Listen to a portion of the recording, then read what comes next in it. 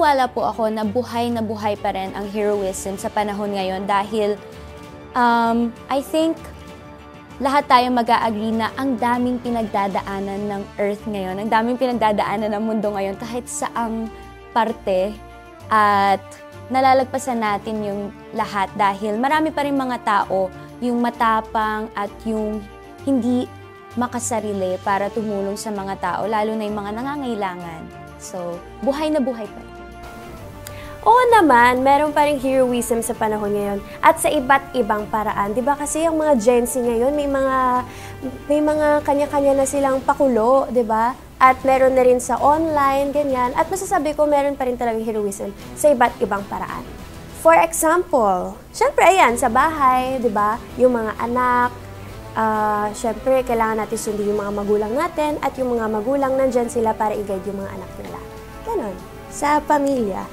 Basta gano'n na yun.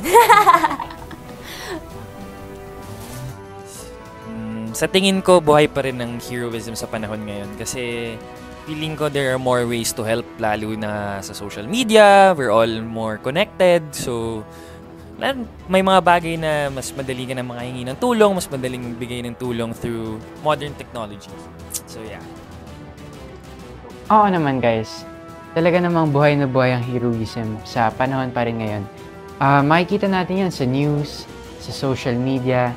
Talaga namang lagana pa rin ang kabutihan. And naniniwala naman akong mas lamang ang may mabubuting puso.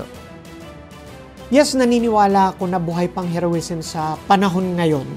Dahil nakikita naman natin kahit sa mga news lang pag pinanood natin kapag may sakuna o kapag may kailangan na pagkakataon na magsama-sama ang tao. Hindi lang ang heroism naman, hindi lang naman dahil hindi sa iisang tao lang naman yan. May pagkakataon na kapag nagsasama-sama ang tao at nagtutulungan, mga hero sa mga yan. Diba? Kapag may problema, kapag may taong nangangailangan, nagsasama-sama ang Pilipino.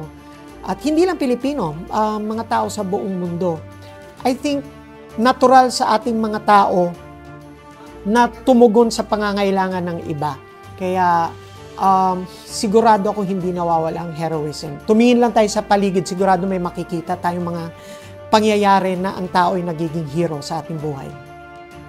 Sa tingin ko, buhay pa yung heroism ngayon kasi I think everyone who is empathetic, nakikita nila na need ng saving or need ng help ang isang tao, ang isang hayop, at nabibigay nila ito kahit hindi naman nila kakilala or hindi naman sila related dito.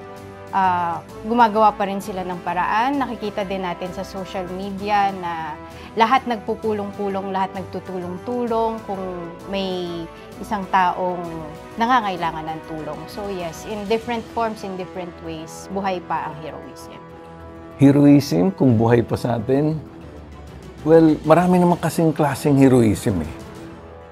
Merong heroism na siyempre tumutulong sa tao, may heroism sa pamilya. Oo naman, buhay na buhay pa. As long na nasa Panginoon ka.